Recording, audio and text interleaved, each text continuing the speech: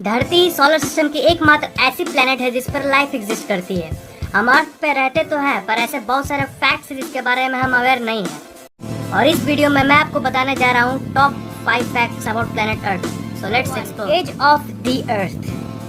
क्या आपको पता है कि धरती की एज 4.543 बिलियन ईयर्स है, मतलब कि 454 करोड़ ईयर्स। अब आपके मन में क्वेश्चन आया होगा कि अर्थ की एज साइंटिस्ट ने कैलकुलेट कैसे की होगी। तो मैं आपकी इन्फॉर्मेशन के लिए बता दूं कि रेडियोमेट्रिक डेटिंग टेक्निक से कैलकुलेट की है साइंटिस्ट ने अर्थ की एज।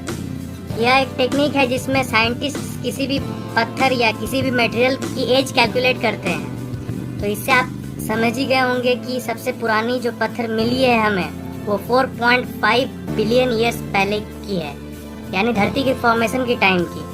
और इससे हमें पता लगता है कि हमारी धरती 4.5 बिलियन ईयर्स पुरानी है। टेम्परेचर ऑफ द अर्थ। वैसे तो धरती की एवरेज टेम्परेचर 16 डिग्री सेल्सियस है, लेकिन अर्थ पर ऐसे बहुत सारे प्लेसेस है जहां टेम्परेचर नॉर्मल से बहुत ज़्यादा डिफर करती है। 10 जुलाई 1930 को डेथ वैली यूनाइटेड स्टेट्स पर आज तक की सबसे हाईएस्ट टेम्परेचर रिकॉर्ड की गई है, जो 56.7 डिग्री सेल्सियस है। अगर लोएस्ट टेम्परेचर की बात की जाए तो वो है -89.2 डिग्री सेल्सियस, जो जुलाई 21, 1983 को वोस्टॉक स्टेशन पर रिकॉर्ड की गई थी। The earth was once believed to be the centre of the universe. पहले के साइंटिस्ट यह सोचते थे कि अर्थ यूनिवर्स की सेंटर है और सारी प्लैनेट्स और सन इसके चारों ओर घूमती है। इस मॉडल को कहते हैं जियोसेंट्रिक मॉडल। फिर ये बंदा आया निकोलस कोपरनिकस। इस बंदे ने हेलियोसेंट्रिक मॉडल को प्रेजेंट किया। अकॉर्डिंग टू दिस मॉडल सन अर्थ के चारों ओर नहीं घूमती, बल्कि अर्थ सन के चारों ओर घूमती है। और ये तो हम जानते हैं कि जियो मॉडल गलत है और हेलियो मॉडल बिल्कुल सही। The rotation of the earth is gradually slowing down. जी हाँ, आपने अपने कानों से बिल्कुल सही सुना। अर्थ की रोटेशनल स्पीड धीरे धीरे स्लो होते जा रही है। अगर हम डी एक्सेलरेशन रेट की बात करें तो ये 17 मिली सेकेंड पर 100 ईयर्स की है। पर अर्थ की स्पीड कम क्यों हो रही है? क्या है ना कि मून अर्थ से दूर खिसकता जा रहा है, लगभग 3.78 सेंटीमीटर पर ईयर के हिसाब से, और इसलिए धरती की रोटेशन स्लो होती जा रही है। धरती मून से जितना दूर जाएगी अर्थ की रोटेशन उतनी स्लो होती जाएगी।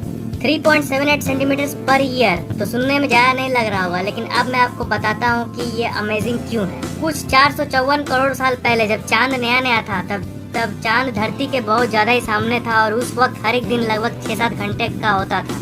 लेकिन आज लगभग 450 करोड़ साल बाद मून दूर खिसकता गया और धरती स्लो होती गई, और इसलिए आज हर एक दिन 24 घंटे की होती है।